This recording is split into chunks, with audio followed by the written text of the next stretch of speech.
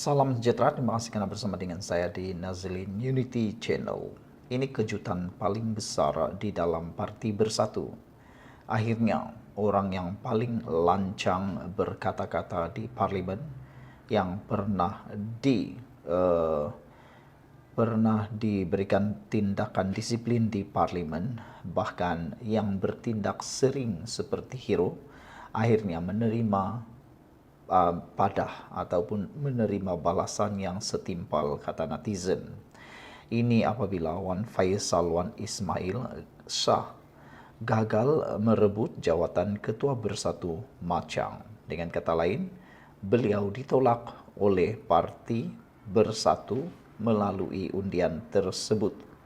Ahli Parlimen Machang Wan Ahmad Faisal Wan Ahmad Kamal gagal dalam usahanya untuk merampas jawatan Ketua Bahagian Bersatu Machang. Malaysia kini dimaklumkan penyandang jawatan tersebut, Kamarudin Abdul Kadir, berjaya mempertahankan kedudukannya dalam pemilihan parti yang berlangsung hari ini. Kamarudin yang juga dikenali sebagai Cikgu Din memperoleh sebanyak 103 undi, manakala Faisal hanya menerima 26 undi. Wow! Ini jumlah yang sangat besar yang menunjukkan betapa populariti Wan Faisal Wan Ismail sebenarnya tidaklah seperti yang dikatakan.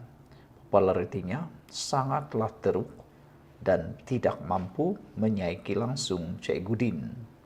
Keputusan ini disahkan oleh Setiausaha Jawatan Kuasa Pemilihan Bersatu Amirul Fahmi Muhammad Mazlan Kus Hairi ketika dihubungi pada petang ini. Ya benar, katanya, melalui pesanan teks. Bersatu kini sedang mengadakan pemilihan peringkat bahagian bagi kepimpinan penggal 2024-2027. Jadi saudara-saudara sekalian, Kotaro Minami kata, tahniah Cikgu Din dan kepada si Wan Faisal. Sebelum ini lapar publicity sangat, sekarang baru tahu kat kampung sendiri pun orang tak nak suka sangat. Jadi rupa-rupanya Wan Faisal bukan saja tidak disukai oleh penyokong kerajaan, bukan saja tidak disukai oleh ahli-ahli parlimen kerajaan, beliau juga tidak disukai di kampung sendiri melalui jumlah undi yang beliau terima. Bayangkan betapa teruknya kekalahan beliau kerana beliau hanya mampu meraih 26 undi berbanding lawannya iaitu Cikgu Din yang mendapat 103 undi. Jadi dengan kata lain, tak perlu tanding pun dah tahu Wan Faisal kalah. Sekian dulu untuk kali ini, jangan lupa tinggalkan komen anda. Salam sejahtera. Sekali lagi pemimpin utama Perikatan Nasional bergetar lutut ketakutan. Ini apabila berlaku banyak kali di dalam Perikatan Nasional, mereka kalah dalam kes saman fitnah. Baru-baru ini, PAS telah kalah beberapa kali. Pemimpin PAS kalah di dalam saman fitnah, sehingga mereka terpaksa membayar denda menghampiri jutaan ringgit. Bahkan baru-baru ini juga, Muhyiddin turut kalah dalam kes saman fitnah, terpaksa pula diarah membayar lebih 1 juta ringgit. Ini menimbulkan keresahan dalam Perikatan Nasional. Kerana kata beberapa penyokong kerajaan, mereka kata banyak duit daripada pembangkang Perikatan Nasional kini telah pun disalurkan kepada DAP kerana disalurkan melalui pembayaran saman fitnah. Secara tidak langsung, apa yang berlaku menguntungkan pihak DAP. Jadi, apa yang berlaku ialah Tuan Ibrahim Tuan Man sekali lagi mengingatkan pemimpin PAS supaya menyemak fakta untuk mengelak disaman fitnah. Barulah kan itu yang tepat. Timbalan Presiden Tuan Ibrahim Tuan Man berkata, imej PAS perlu dipelihara dan kewibawaan pemimpin dipertahankan.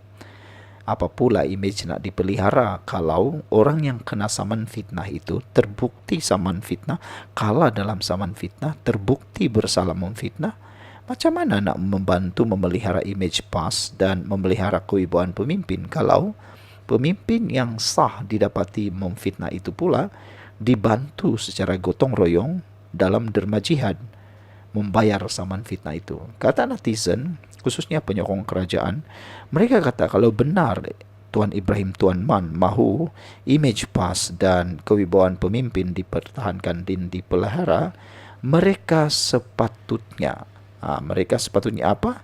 Mereka sepatutnya dipecat, digantung atau diberikan tindakan tata tertib parti. Tapi apa yang kita dengar? Bukan sahaja tidak diberikan tindakan tata tertib, bukan saja tidak diberikan tindakan pecat ataupun tindakan disiplin, mereka bahkan dibantu membayar wang saman fitnah itu. Jadi, adakah itu adalah tindakan yang tepat? Ada netizen kata, jangan-jangan tindakan PAS membantu membayar saman itu akan menyebabkan pemimpin-pemimpin PAS akan lebih berani untuk memfitnah lagi, kata mereka, kerana akan ada bantuan derma jihad, kata mereka. Ada relevannya dalam kenyataan penyokong-penyokong kerajaan itu. Timbalan Presiden PAS Tuan Ibrahim Tuan Man mengingatkan ahli serta pemimpinnya supaya memastikan kesahihan sesuatu maklumat sebelum disampaikan kepada orang ramai untuk mengelakkan saman sekaligus menjejaskan imej parti. Ahli Parlimen Kubang Krian itu berkata, beliau memahami ada kala setengah kenyataan dibuat bersifat peribadi, namun dikaitkan dengan parti kerana kedudukan dan jawatan yang disandang. Katanya, semua kenyataan mereka perlu disahkan dan kesahihannya untuk mengelakkan tindakan undang-undang, lebih-lebih lagi kini risikonya semakin tinggi dengan perkembangan teknologi seperti kecerdasan buatan AI. Kita terdedah kepada risiko peribadi disaman dan kena bayar, kata Tuan Ibrahim. Kedua, risiko kepada parti. Semua pihak perlu jaga supaya imej dapat dipelihara dan kewibawaan kepimpinan dapat dipertahankan, katanya dalam temu bual bersama FMT di Pejabat Agung PAS. Beliau mengulas sama ada PAS akan meminta pemimpinnya lebih berhati-hati dalam berceramah atau membuat kenyataan susulan dakwaan parti itu dicop sebagai kaki fitnah selepas ada antaranya disaman dan didapati bersalah memfitnah. Sebelum ini, ahli Parlimen Kepala Batas Siti Mastura Muhammad terpaksa membayar keseluruhan 830,000 kerana memfitnah veteran DAP Lim Kit Siang, bekas Menteri Kewangan Lim Guan Eng dan ahli Parlimen Seputih Teresa Kok. Beliau bersalah atas tuduhan memfitnah kerana mengaitkan Kit Siang, Guan Eng dan dengan pemimpin Parti Komunis Malaya selain mendakwa Kok sepupu kepada isteri Guan Eng, Betty Chiu, dalam ceramah pilihan raya. Terbaru, Pesuruhjaya PAS Perak Razman Zakaria mendakwa beliau disaman Menteri Belia dan Sukan Hanayo kerana mengaitkan pemimpin DAP itu dengan dakya kristianisasi. Pada 11 Februari, Adun Gunung Semenggol itu berkata saman tersebut bukan berkait dakwaannya bahawa pemimpin DAP berkenan mempunyai kaitan dengan keluarga Yo, konglomerat YTL Corporation Berhad.